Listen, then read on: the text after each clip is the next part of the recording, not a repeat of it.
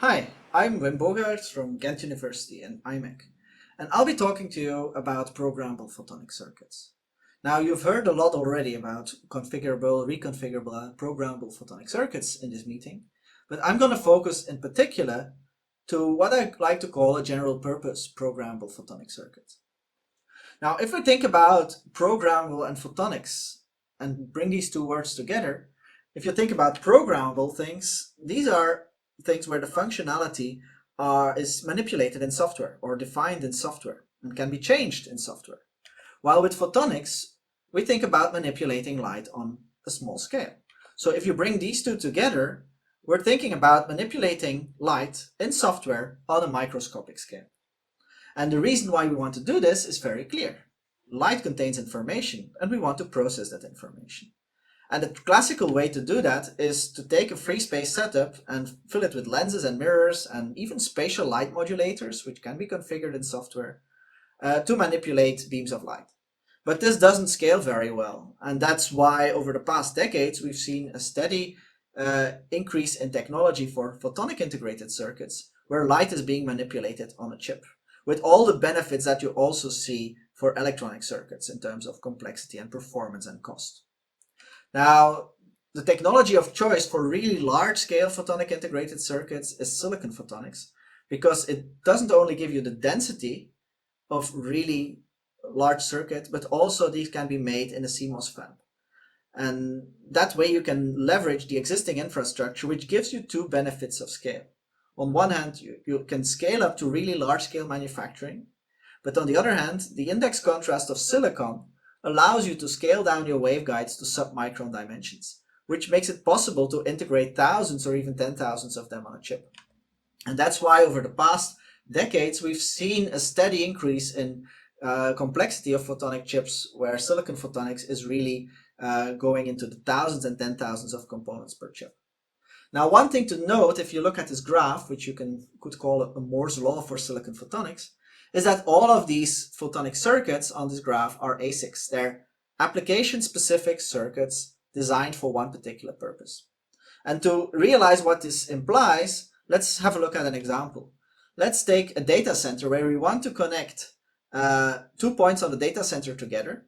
So we have to build a transceiver, which means we have to design, fabricate, package, and test a chip.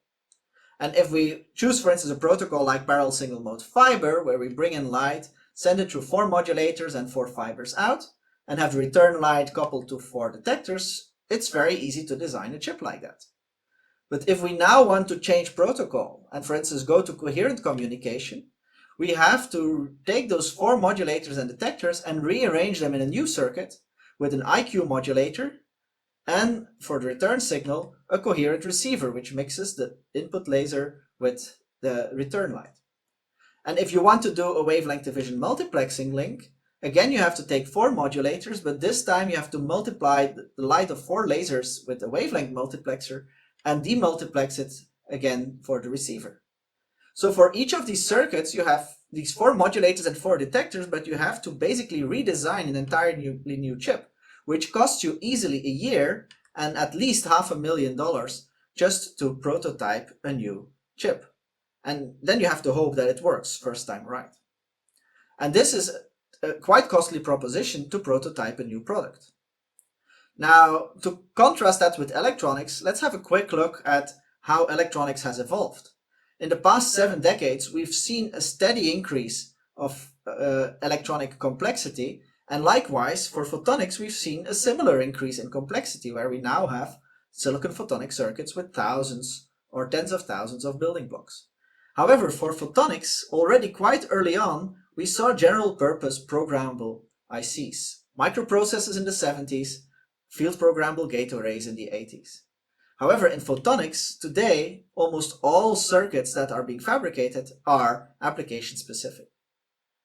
So if you want to prototype something new in electronics, what you have to do is select a programmable IC off the shelf, like an FPGA. You program and test it. You basically reconnect the logic blocks and program them to the functionality you need. And within a couple of weeks, you can have something to put in the hands of your customer to test whether your proposition makes sense.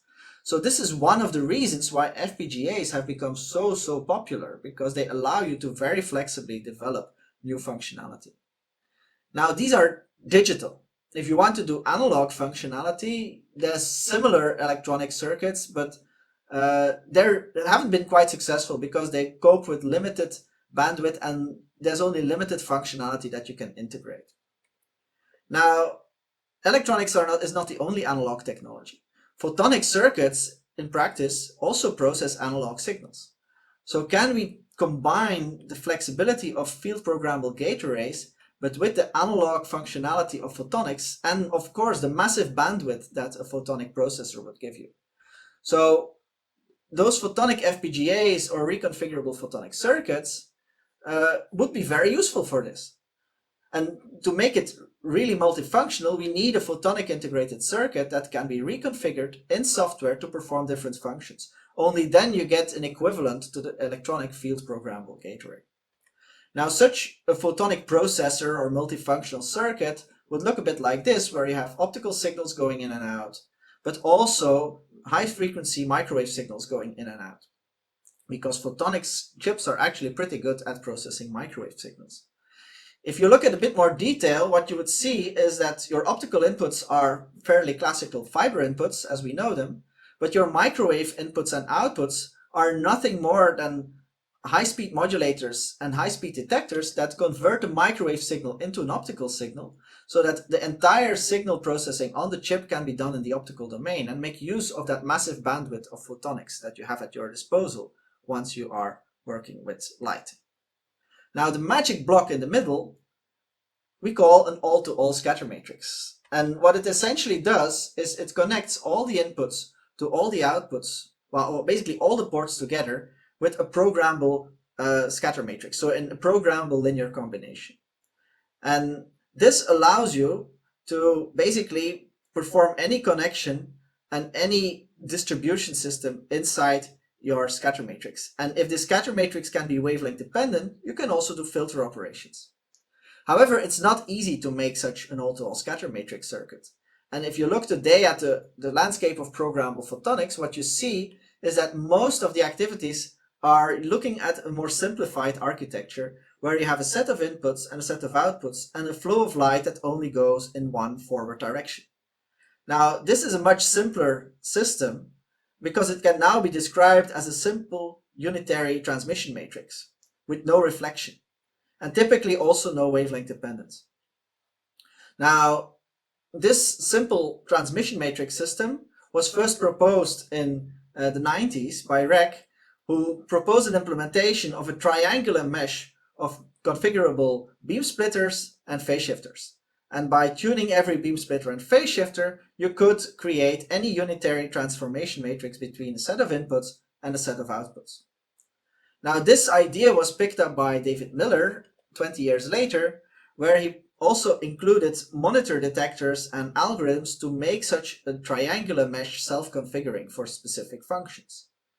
And he also proposed a way to implement these on a chip, where you basically connect on the chip with waveguides building blocks, which we, for convenience, call a 2x2 optical gate.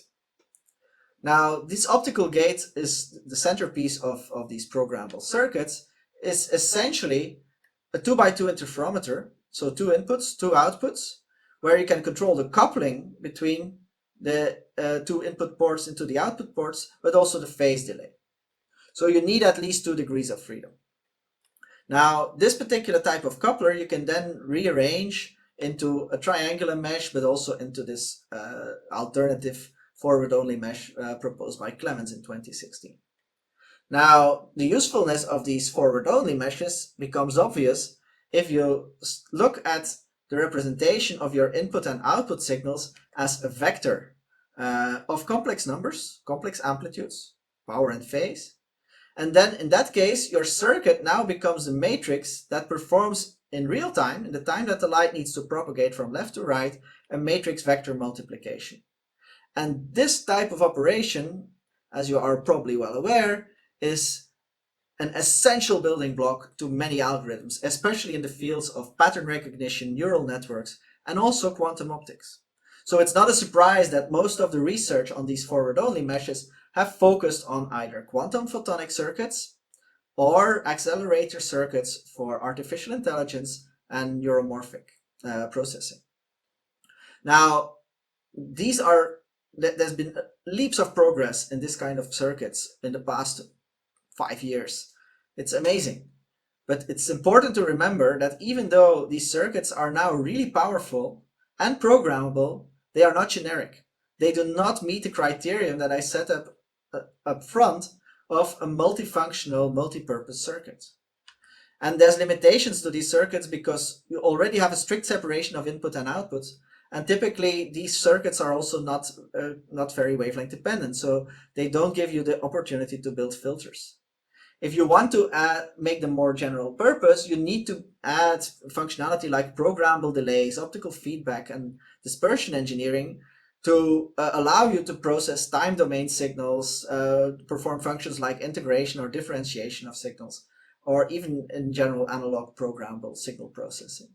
And to make that possible, we have to move back from this simplified architecture back to our generic architecture of an all-to-all scatter matrix, where we can do all these additional mapping and functions. Now, the first proposition of such a scatter matrix was done in 2015 and 16, where the universal 2x2 optical gates were now connected in loops rather than in a forward-only interferometer. So now light can circulate inside these loops and couple from inputs to outputs, from any port to any other port. And the interesting thing is that essentially we're using the same 2x2 optical gates as before, but because they're now in a mesh, we can arbitrarily route the light through the mesh by just switching these gates from bar state to cross state, and even route back towards the same side or even back to the same port. Excuse me. We can also use route multiple routes even through the same ports, and we can also use these ports as splitters and crossings. Now, if we can use it as a splitter, you can also use it as a combiner, and this creates the opportunity to build interferometers. So if you now introduce a delay in one of the arms of the interferometer, you can get a programmable Mach-Zehnder interferometer. Or if you loop your light into a ring, you can create a resonator. So with this, you can build filters.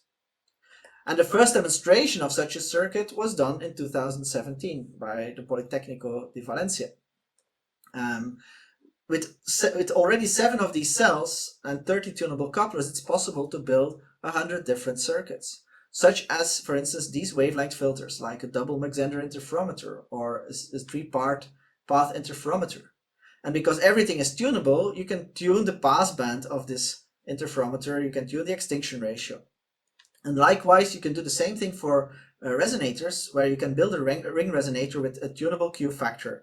And depending on the size of the ring, you can also tune the free spectral range. Now, talking about free spectral range, there are some limitations to these meshes. So, for instance, the free spectral range of a Mach-Zehnder interferometer is given by the delay length. And this, of course, can only be implemented in fixed increments of 2, 4, 6 unit lengths of your mesh. And likewise, for a resonator, the minimum resonator size is 6 unit lengths, and then it goes up 10, 12, etc. So that means that your free spectral range, which is inversely proportional to this delay length, is limited to a set of discrete values. And if you want to build filters with a really large free spectral range, you have to make this unit length as short as possible, which means that you need circuits with sharp bands, short phase shifters, really compact devices. And that again points us to silicon photonics, where you can shrink your path of light to really submicron dimensions. So what do we need if we really want to scale up these meshes? From a 7-cell mesh like we see here, all the way to a many mesh with hundreds of actuators. Well, for that we need really good 2x2 gates. They need to be compact, have a short optical length, a low optical loss, and a low electrical power consumption. And of course, we need many of those. So the classical way in silicon photonics to make such meshes is to use a heater. You take a waveguide, put a metal resistor or silicon resistor next to it, and send a current through it. And that's with like an efficiency of with 5 to 10 milliwatts of power consumption, you can induce a pi phase shift. The efficiency of these heaters is entirely dependent on the thermal environment. So how well you can connect your or couple your heater to your waveguide and insulate it from the outside world. Now, in any case, even if you do this as good as possible with undercut heaters and very good insulation, it still consumes continuous power. So for scaling up to really large circuits, this is quite a bottleneck. So therefore, we have to look at other mechanisms in silicon photonics to make these actuators, these phase shifters. Carriers is a common mechanism in silicon photonics for making high-speed modulators, but they typically are quite large and they also have a high optical loss. So we have to look at different mechanisms. One, for instance, is to introduce new materials like liquid crystals, which have a very strong optical birefringence, or phase change materials. Or you could use microelectromechanical systems like MEMS, or you could bring in materials like with the Pockels effect. Now let's have a look at some of these. What if you take a liquid crystal? A liquid crystal is a birefringent material.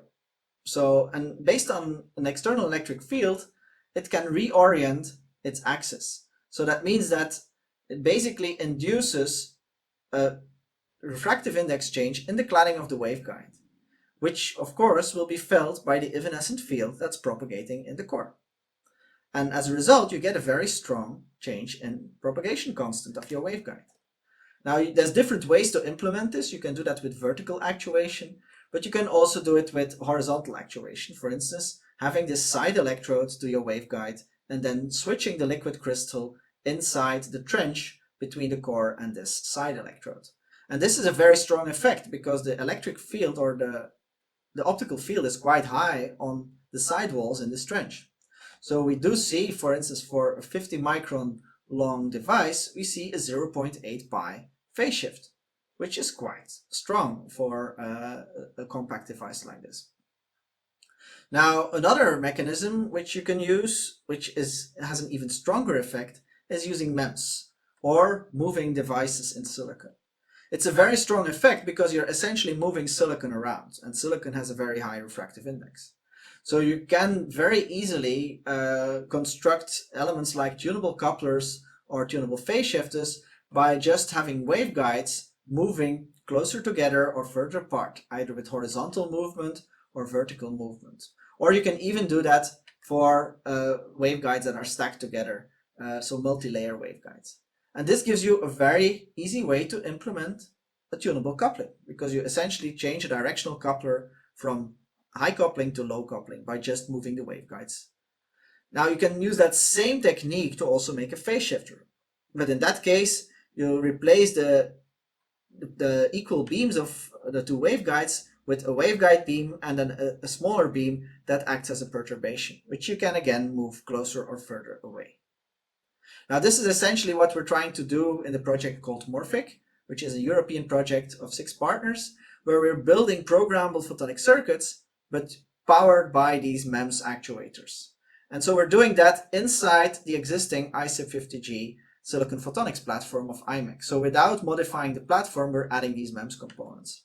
And this gives you pretty nice SEM pictures. So you see these suspended waveguides. You have a RIP waveguide here. And if you move further up, you see that these suspended wire waveguides with these different suspension points.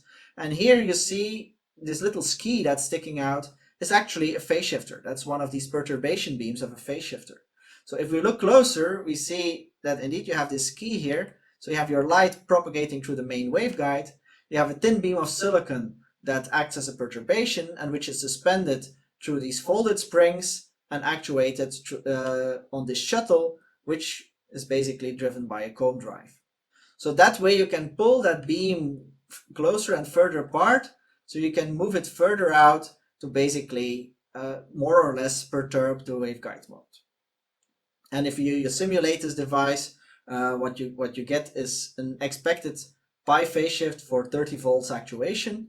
Now in practice we see that the device is even more efficient, so we already see a pi phase shift for 20 volt actuation, and that puts the device in terms of insertion loss and actuation voltage and an optical length, really in a quite good position compared to the state of the art.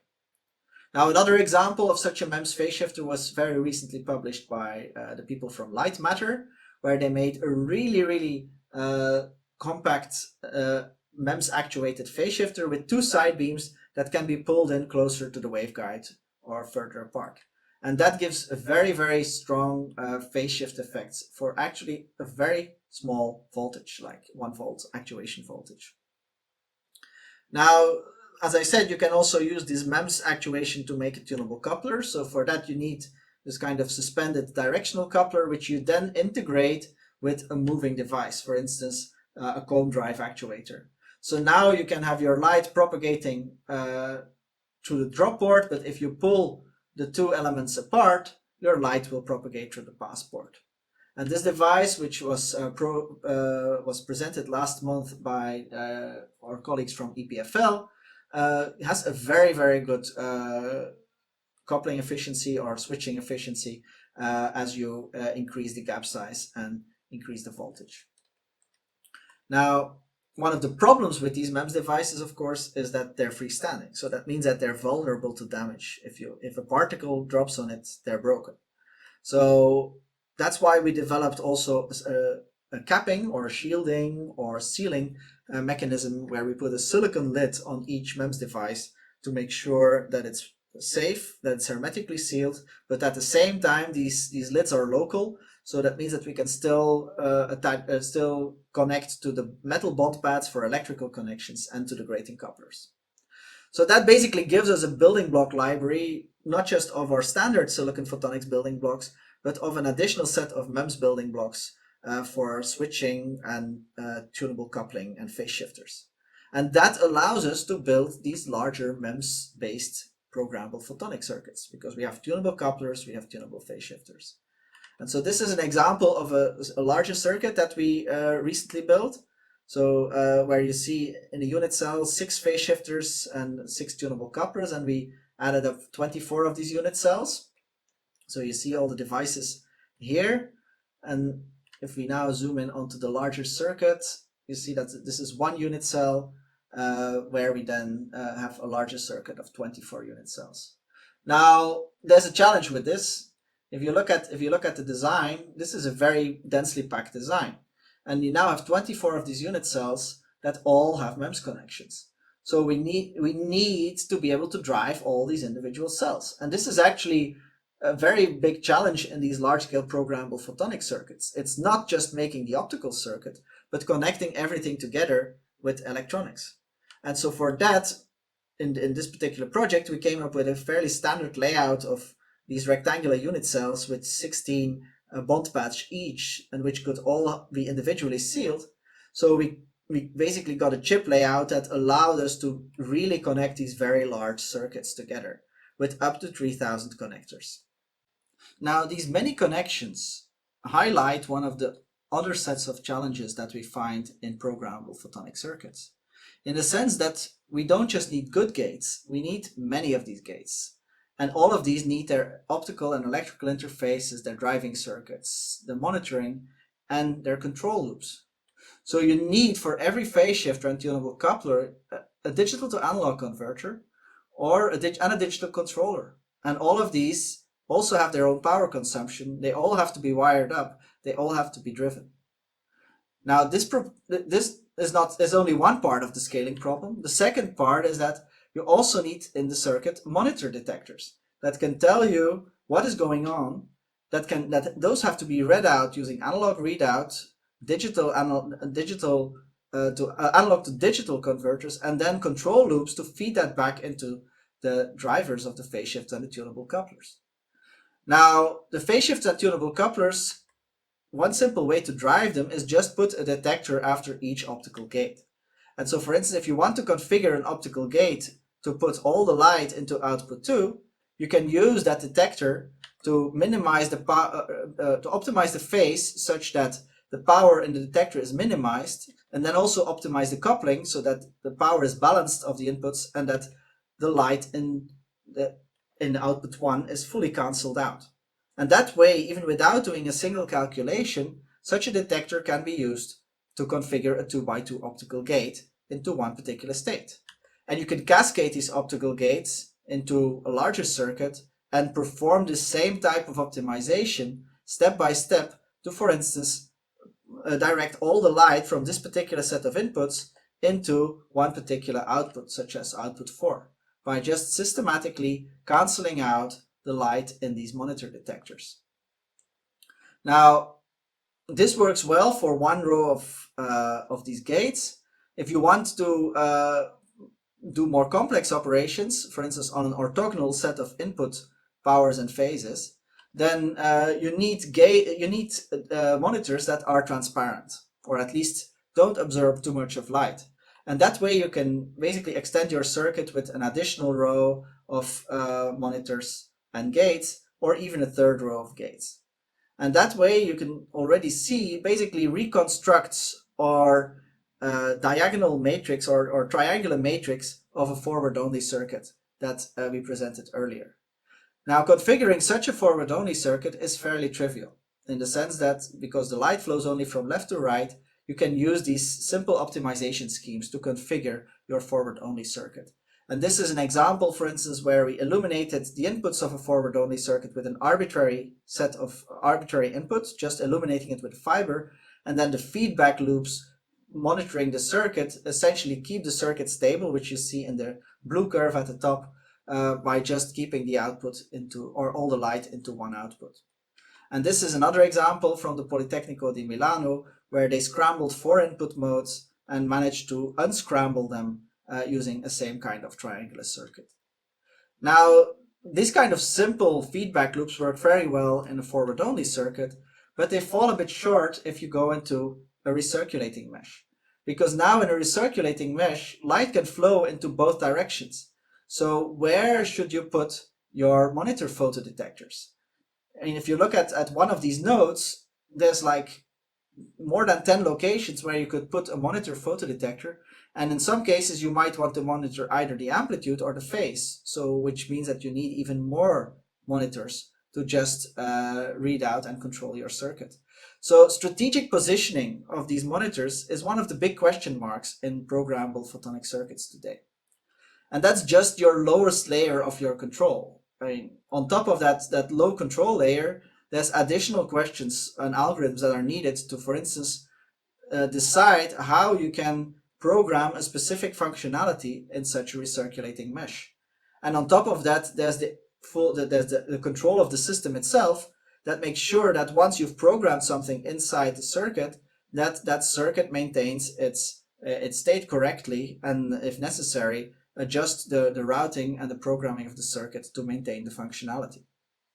So that means that these control algorithms, they're not fully fleshed out yet for a programmable photonic circuit. There's a lot of innovation going on. It also means that your design of functionality becomes now very, very different to traditional photonic circuit design, where instead of designing a layout or designing a circuit out of standard building blocks, you're now designing functionality inside a programmable mesh by programming the states of all the individual couplers and phase shifters, so that the flow of light mimics the functionality that you would otherwise get from a traditional circuit. So there's a whole lot of room for innovation in design IP or design methodologies that translate the layout of an application-specific circuit into programming algorithms that can be used and mapped onto a programmable photonic circuit, or even the electronic control strategies for that programmable circuit. And you could even take now a programmable core and reuse that together with its control algorithms as a building block for like a programmable building block in a new type of custom circuit, which has now the additional redundancy and programmability of your general purpose programmable chip. Now, these algorithms are not trivial. And so some of the work that we've been doing is looking at mechanisms to use graphs or graph algorithms into these photonic circuits to define the functionality. Now, if you take graphs, you have to make sure that the graph representation of your circuit also respects the physics and the flow of light. So you should not have any light that just bounces back and forth in a waveguide where that is not allowed by physics. So in the end, we came up with a representation of a directed graph like this, which indeed respects the physics of our circuit, and which then allows us to use existing graphing algorithms, for instance, for network routing or traffic routing, to, for instance, configure our mesh to act as a 6x6 switch without collisions. Or using other techniques such as linear integer programming to come up with this kind of splitter tree with different boundary conditions. Here we minimize the number of gates we use, while here we minimize the total power in each waveguide, for instance, to reduce nonlinear losses of 2-photon absorption. Now, even if you have these algorithms, you're not yet there, because in reality, nothing is perfect. So even if you have a perfect programming strategy for your chip, in reality, there will always be very small errors on your coupling, on your phases. And the result is that you now get, instead of your perfect configuration of your mesh, you get a mesh with slight deviations in the coupling, which results in parasitic resonances. So you get this kind of coupling to these additional ring resonators in your mesh, which, if you look at the transmission spectrum, gives you these ugly peaks at the output. And this is only with a 1% random variation on your coupling. If you have as much as 3% variation, you see that it becomes a totally unacceptable transmission spectrum. You expect a flat transmission spectrum. What you get is this massive spikes. But again, here the programmability can help you. So instead of defining your functionality like this, you can now also use the programmability of all the unused couplers in your mesh to make sure that these resonances are as weak as possible. And that way reduce the losses, reduce the parasitic resonances, so that all the light is shunted out through the outside of the mesh. And even though you have some additional insertion loss, your functionality is still preserved. Other imperfections in your mesh, for instance, could relate to the fact that your building blocks are not ideal. And this is something that, for instance, you could address by throwing more circuits at it, more building blocks. For instance, replacing a non-ideal directional coupler with a tunable coupler, or in a simplified version of this scheme, replacing a single Mach-Zehnder interferometer tunable coupler with a double interferometer, which now not only allows you to couple to the full range of 0 to 100%, but you can also engineer the programmability of this circuit to have a very broadband response, even if your basic building blocks are not broadband. Now, I hope that this shows you that programmable photonics is more than just the photons. Actually, what you need is photonics, electronics, your software layers, and everything has to come together to make a programmable photonic chip. And on top of that, you need to integrate everything together with the right optical and electrical interfaces, with light sources, with microwave amplifiers or microwave circuits to come to a full programmable photonic processor. And then apart from the hardware, there's also the software layers, which we discussed to program the feedback loops, configuration algorithms, etc. Now, if you look at what today has been realized and published in terms of technology stack, you indeed see that it goes all the way up from the photonic chip to, let's say, supplying a developer kit that you can buy off the shelf and then start playing like you would buy a developer kit for a programmable electronics chip. Now, if you realize this entire stack, you now have a general programmable optical processor that could, in principle, tick all these boxes that we mentioned. Now, there's a lot of benefits to having such a programmable optical processor. First of all, it would, if you want to develop a new application, it would give you a significantly lower development cost and a shorter time to market. Also, it would give you the capability of upgradability, of reuse, of extending the lifetime of existing components. And maybe most importantly, it would give you a much larger community that could use photonics now. Because for every specialized photonics engineer, there's at least 10 electronics engineers and 100 software developers that could make use of such a system. And they could implement with such a chip very easily the examples that I showed earlier, like a parallel single mode fiber link, where you now bring your laser, you connect it to your modulators, which are programmed as Mach-Zehnder modulators, and then route it out to your 4 output fibers. And the input fibers, likewise, are just routed towards your detectors. Similarly, you can reprogram this circuit to act as a QAM16 coherent transmitter by implementing an IQ modulator through your modulators and detectors, and then and similarly take your input light and route it through a programmed 90-degree hybrid that interferes with your local oscillator. And because in a recirculating mesh you can make wavelength filters, you could implement a wavelength division multiplexing filter bank, for instance based on ring resonators, to multiplex multiple laser signals, and then for the receiver demultiplex these wavelength signals into each of their own detector. And that's just an example of how such a programmable chip could be used as a transceiver that is flexible and can be redefined depending on the needs. But you can also do different functionality. It's very easy to imagine that you can basically switch your 8 input fibers to any of the 8 output fibers in any way you would like. So you have a switching matrix. You can use it as a beamforming network by splitting out your light into multiple beams, routing each of them through an individual phase shifter, and then to their output fibers, which can then be connected to optical antennas. Or, and I think this is a very compelling application case, it could be used as a microwave processor, where you take an input microwave signal, it's modulated onto its optical carrier, and then you can use an on-chip programmable filter bank to polish up your microwave signal, to filter it, to do frequency conversion, and then send it back to your output photodetector. And so you have now a chip that could find its way in a multitude of applications, such as switches for data centers, or even programmable transceivers for data centers or out of data center communication.